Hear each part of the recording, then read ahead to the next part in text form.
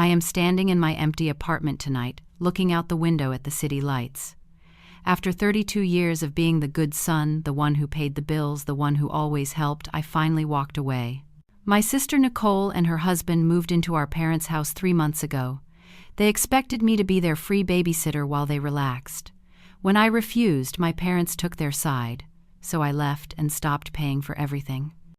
Before I share what happened, let me know in the comments where you are watching from today. If you have ever felt invisible in your own family, hit that like button and subscribe to this channel. Now let me tell you how refusing to babysit my niece and nephew changed my entire life forever. Let me take you back to the beginning so you can understand how I ended up here. My name does not matter, but my story might sound familiar to some of you. I am 32 years old, and I work as a software engineer for a tech company based in Seattle. The beauty of my job is that I can work remotely from anywhere, which means I have been living with my parents in their house on the outskirts of Portland, Oregon, for the past 3 years. My salary is around $95,000 a year, which is comfortable enough for a single guy like me. Now, before you judge me for living with my parents at my age, let me explain. 3 years ago, my father suffered a mild stroke. He recovered, but he needed constant care and supervision. My mother could not handle everything alone, and the medical bills were piling up. So I made a decision. I moved back home to help. But helping did not just mean being there physically. I took over the mortgage payments, which came to about $1,800 every month. I paid for the electricity, the water, the gas, and the internet. I bought most of the groceries. When you added everything up, I was contributing around $3,000 every single month to keep that household running. Over 3 years, that amounted to more than $100,000. I never complained. I never asked for recognition. I did it because they were my family and I loved them. My sister Nicole is 4 years older than me. She is 36 now, and growing up she was always the golden child. She was beautiful, outgoing, and charming. Everyone loved her. Our parents adored her in a way they never quite adored me. I remember being compared to her constantly. Why could I not be more social like Nicole? Why did I not have as many friends? When was I going to find a nice girl and settle down like my sister did? Nicole married Derek about 10 years ago. He worked as a sales manager at a car dealership, and they seemed to have the perfect life. They bought a nice house in a good neighborhood. They had 2 children, Emma, who is 6 years old now, and Lucas, who just turned 4. Nicole loved posting pictures on social media, showing off their vacations, their new furniture, their happy family moments. I will admit I admired her. I thought she had figured out life in a way I had not. She had a husband, kids, a beautiful home. I had a good job, but I was single, living with my parents and spending most of my free time taking care of my father and working on my computer. Then one Friday in March, everything changed. My mother sat me down in the kitchen and told me that Nicole and Derek were going to move in with us for a while. I remember blinking at her, confused. Why would they need to move in? They had their own house. The explanation came slowly, almost reluctantly. Derek had been laid off from his job. The dealership was cutting staff and he was one of the casualties. Without his income, they could not keep up with their mortgage payments. The bank was threatening foreclosure. They were losing their house. I was shocked. Nicole had never mentioned any financial troubles. Every time I saw her social media posts, everything looked perfect. But apparently, appearances can be deceiving. My father looked at me with tired eyes and said, "Family has to help each other. You understand that, do you not?" What could I say? Of course I understood. I agreed because I assumed it would be temporary. A few weeks, maybe a couple of months, until Derek found a new job and they got back on their feet. Nicole, Derek, Emma, and Lucas moved in that weekend. The guest room became their bedroom and the small den was converted into a space for the kids. Suddenly, our modest family home felt very crowded.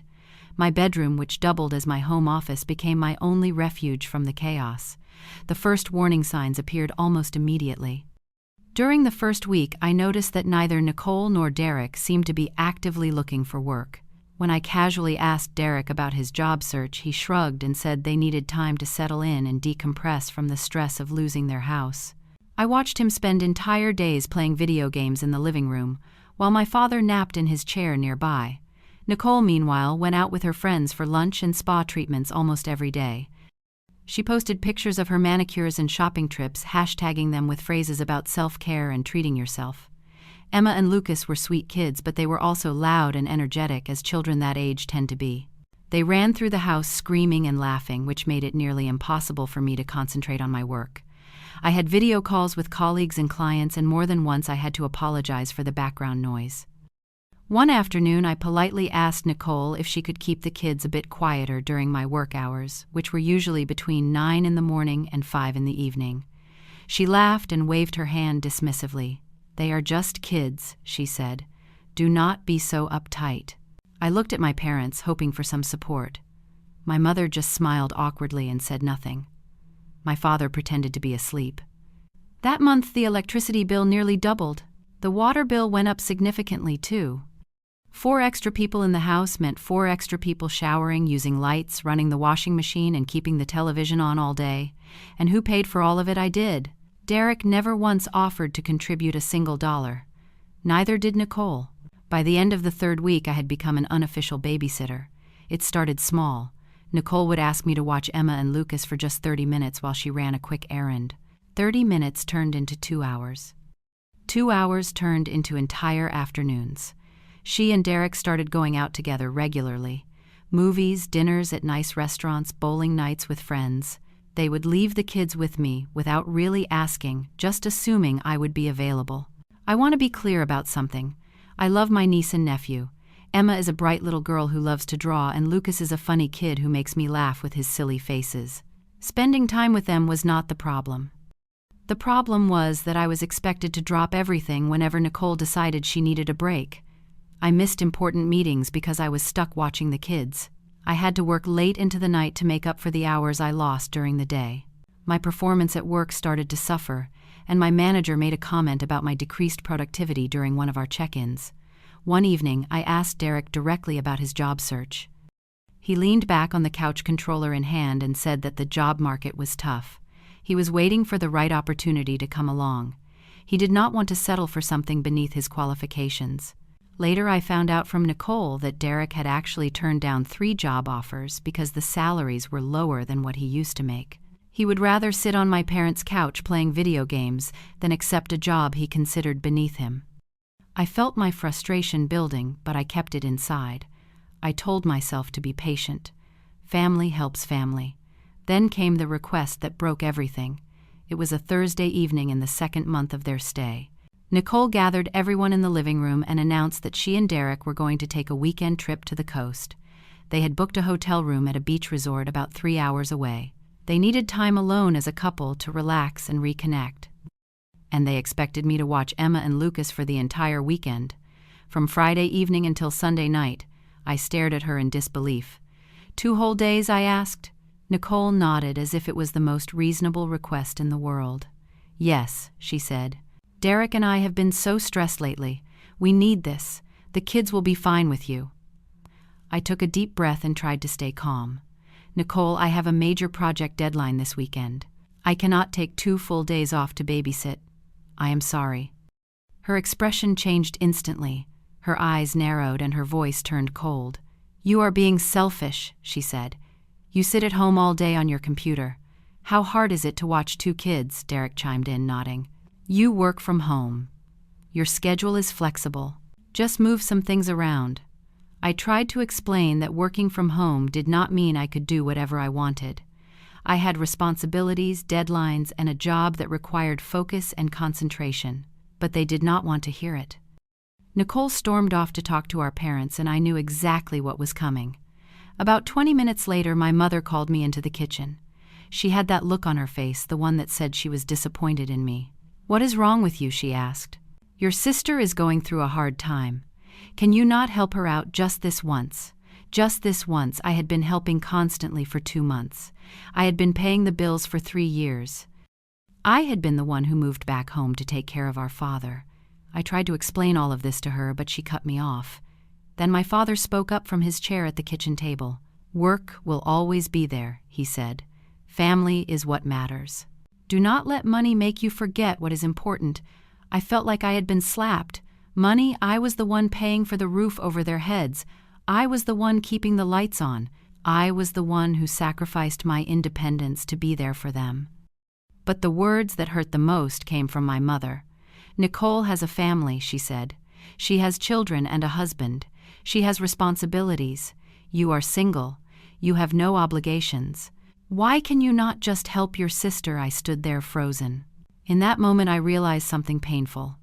No matter what I did, no matter how much I gave, I would never be enough in their eyes. Nicole had kids, so her stress mattered. Nicole had a husband, so her needs came first. I was just the single son with no real life, no real responsibilities. I did not argue. I just nodded and walked back to my room. That night I could not sleep. I lay in bed, staring at the ceiling, replaying the conversation in my head. Everything I had done for this family, and this was how they saw me. An afterthought, a convenience. The next day I decided to try one more time. I called a family meeting at the dinner table. Everyone was there. My parents, Nicole, Derek, even the kids were playing quietly in the corner. I came prepared with facts and numbers. "I have been paying $3,000 a month to keep this house running," I said calmly. "Over the past 3 years, that adds up to over $100,000. I pay the mortgage. I pay the utilities. I buy most of the food. I am not living here for free. I am the one supporting this household." Nicole rolled her eyes. "So you have money," she said. "Good for you." "Sharing is what family does," Derek added. "You live here rent-free, man. Of course you should contribute." I looked at him steadily. "If I am living here rent-free, then who is paying the mortgage every month? Who paid the electric bill that doubled when you moved in?" My parents were silent. I could see the confusion on their faces. I do not think they had ever really thought about where the money came from. They just assumed everything was taken care of. Nicole shifted tactics. "Fine," she said. "You pay bills, but helping family is not just about money. It is about time and effort too. You never want to spend time with us." I realized then that I could not win. No matter what evidence I presented, no matter how much I contributed, they would always find a way to make me the villain. I was expected to give endlessly, and any boundary I set would be seen as betrayal. I went to bed that night with a decision forming in my mind. The next morning, I opened my laptop and searched for apartments in downtown Portland. Within an hour, I found a studio apartment available for immediate move-in. The rent was $1,500 a month. It was small, but it was mine. I called the landlord and put down a deposit that same day. For the rest of the week, I quietly packed my belongings whenever the house was empty. I did not tell anyone what I was doing. I felt a strange mix of emotions. Sadness because this was still my family. Relief because I was finally putting myself first. The day I moved out was a Saturday. It was the same day Nicole and Derek left for their beach getaway. They had found someone else to watch the kids after I refused. One of Nicole's friends agreed to take Emma and Lucas for the weekend. While they drove toward the coast, I loaded my belongings into a small rental truck and drove toward my new apartment. I left a letter on the kitchen table for my parents. The letter said, "Dear Mom and Dad, thank you for raising me and giving me a home. I love you both very much, but I have realized that I need to live my own life. I have spent 3 years supporting this household financially, and I do not regret that. But I cannot continue to be taken for granted. Starting next month, I will no longer be paying the mortgage or the utility bills. I need to use my income to build my own future. I am not abandoning you. I am just setting boundaries. When our family is ready to treat me with respect, I will be here. With love, your son." I stopped the automatic payments I had set up for the mortgage and utilities. Then I drove away. That Sunday evening, my phone started ringing nonstop. My mother called first. Her voice was panicked. "Where are you? Why did you leave without telling us?" My father called next. He sounded angry. "What do you think you are doing? Who do you think you are walking out on your family?" Nicole called, screaming. "You are so selfish. You are ruining everything. Mom and Dad cannot afford the mortgage without you." Derek even sent me a threatening text message. "You will regret this decision," he wrote. I did not answer any of their calls. I sent one text message to our family group chat. "I need time for myself. When this family is ready to respect me, we can talk." Then I turned off my phone and sat alone in my new apartment. For the first time in years, I felt peace. 2 weeks passed before I turned my phone back on. There were dozens of messages waiting for me. My mother had written that the mortgage payment was overdue. The bank had sent a warning letter. They did not have enough money to cover it. Nicole wrote that Derek still had not found a job and they could not contribute anything. But there was one message that surprised me. It was from my father. "Son, I am sorry. I did not realize how much you were doing for us. Please come home. We need to talk." I called him that evening. We spoke for almost an hour. I asked him one question that I needed answered. "Dad, do you understand how it felt when you said I had no responsibilities? When Mom said I had no obligations because I am single?" There was a long silence on the other end of the line. Finally, he spoke. "I was wrong. We were wrong. We took you for granted, and we did not see how unfair we were being. I am sorry." It was the first genuine apology I had received from anyone in my family. I told him I would help, but things had to change. I laid out my conditions clearly. First, Nicole and Derek had to contribute at least half of the monthly household expenses. No more free rides. Second, Derek had to accept any job within 1 month. No more waiting for the perfect opportunity. Third, I would only babysit if I was asked at least 2 days in advance and never for more than 2 hours at a time. My time would be respected. Fourth, my parents had to acknowledge my contributions and treat me fairly compared to Nicole. Nicole was furious when she heard my conditions. She called me a blackmailer, said I was holding the family hostage, but when the bank sent a foreclosure warning, reality set in. She had no choice but to agree. Derek found a job as a sales associate at an electronics store within 3 weeks. The salary was lower than his old position, but it was steady income. More importantly, he finally started contributing to the household. 6 months have passed since I moved out. I still live in my studio apartment downtown. It is small, but it feels like home. I have decorated it with things I love. There is a bookshelf filled with novels I have been meaning to read. There is a comfortable chair by the window where I drink my coffee every morning. There is peace. I started seeing a therapist a few months ago.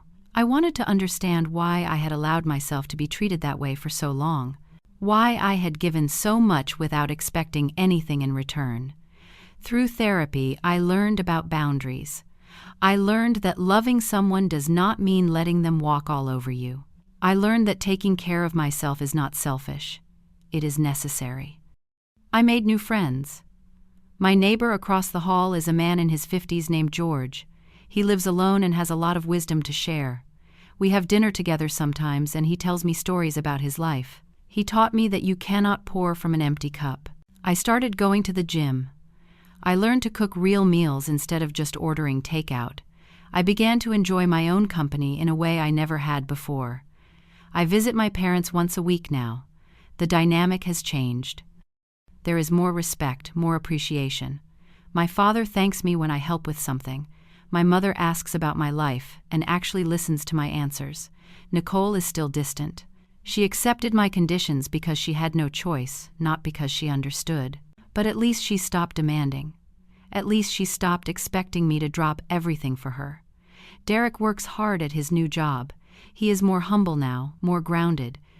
Losing everything taught him something that all his years of success never did. Emma and Lucas still light up when they see me. I take them to the park sometimes on my own terms. I buy them ice cream and listen to their stories about school and friends. I love being their uncle when it is my choice, not when it is forced upon me. I have thought a lot about what happened and what I learned from it. The biggest lesson is this: sacrifice without boundaries becomes self-destruction. You can love your family with all your heart, but if that love is not returned with respect, it will drain you until there is nothing left. I do not hold anger toward Nicole or my parents anymore. Anger is a heavy thing to carry, and I have decided to put it down. They made mistakes. So did I. We are all learning, but I also know my worth now. I know that my time matters, my feelings matter, my contributions matter, and anyone who cannot see that does not deserve unlimited access to my life. Tonight I am standing on the balcony of my apartment looking out at the Portland skyline. The city lights sparkle against the dark sky. Somewhere out there my parents are in their house, probably watching television. Nicole and Derek are putting Emma and Lucas to bed. Life goes on for all of us. But my life is different now. It belongs to me. If you are watching this, and you are the person in your family who always gives but never receives, I want you to hear this. Your worth is not measured by how much you sacrifice. Your value does not depend on how useful you are to others. Sometimes, the bravest thing you can do is walk away and find yourself again. You deserve to be seen. You deserve to be appreciated. You deserve a seat at the table, not just a place in the background. And if your family cannot give you that, maybe it is time to build your own table. Now I have a question for you. Have you ever been in a situation where your family expected too much from you? Have you ever had to set boundaries that others did not understand? Share your story in the comments below. I would love to hear from you. If this story touched your heart, please hit the like button and subscribe to this channel. Share this video with someone who might need to hear it today. Your support means everything to me. Thank you so much for watching and for being here with me. I wish you the strength to know your worth and the courage to protect your peace. Take care of yourself.